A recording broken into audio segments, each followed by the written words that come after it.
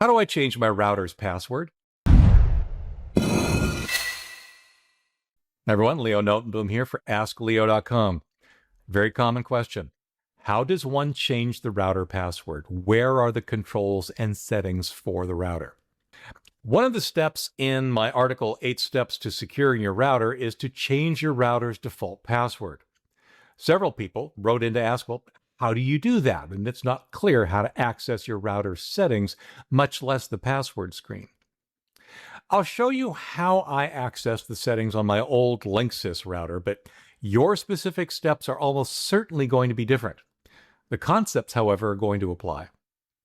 Now, it used to be common for all routers of a particular model from a particular manufacturer to have the same default password. If you had X company's model Y router, you could look online and find out that the default login was, for example, username admin and password admin. Needless to say, anyone could look this up and get the login information for your router. If they could connect to the router, say via your open Wi-Fi, then they could log in and cause all sorts of havoc.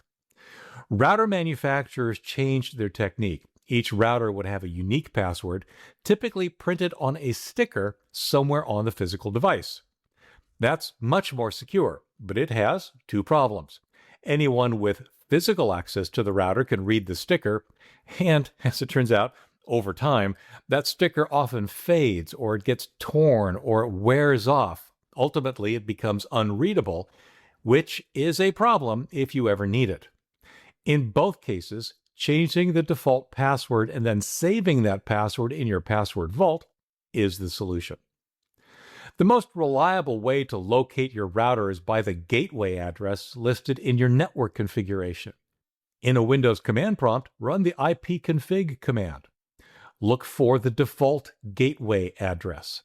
Now, in your web browser, enter that address as the URL you want to go to and press enter. For example, 192.168.1.1 is a very common router IP address. Depending on your router's configuration, you might get an error message telling you that the connection is not secure. That's typically because most routers can't fully support an HTTPS connection internally. That means that they'll default to HTTP, or they'll use HTTPS but with a security certificate that cannot be properly validated. In the message here, error cert authority invalid is an example of such a message.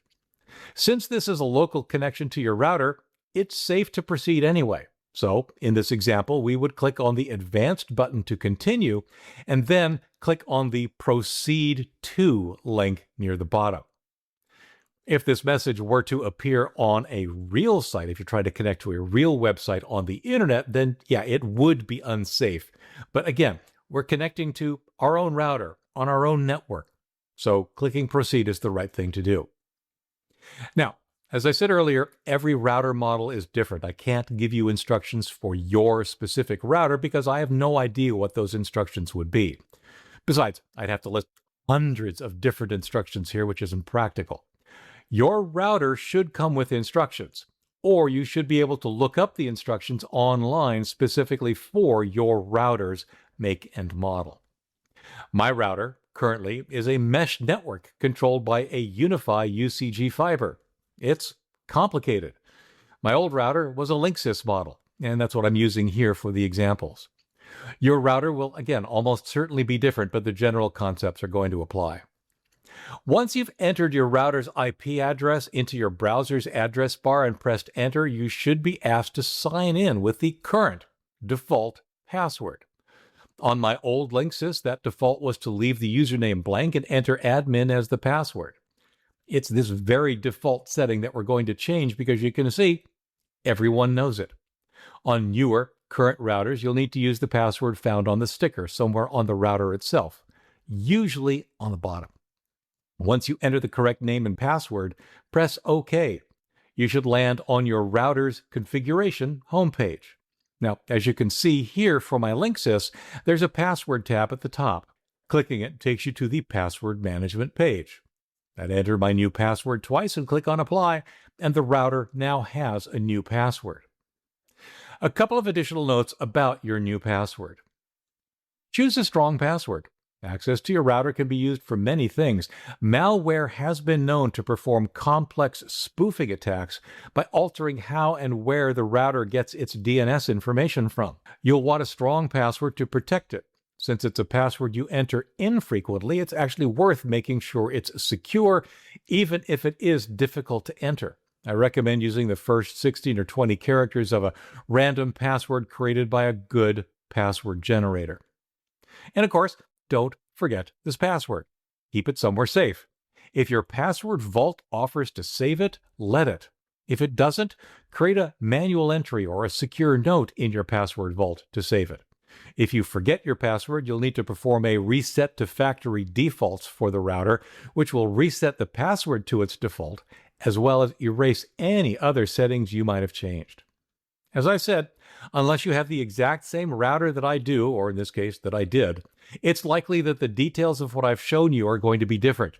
Check your router's documentation for the exact steps to perform the change.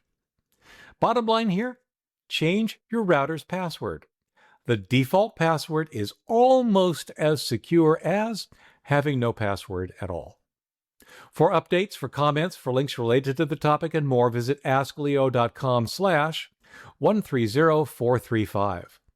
I'm Leo Notenboom, and this is askleo.com. Thanks for watching.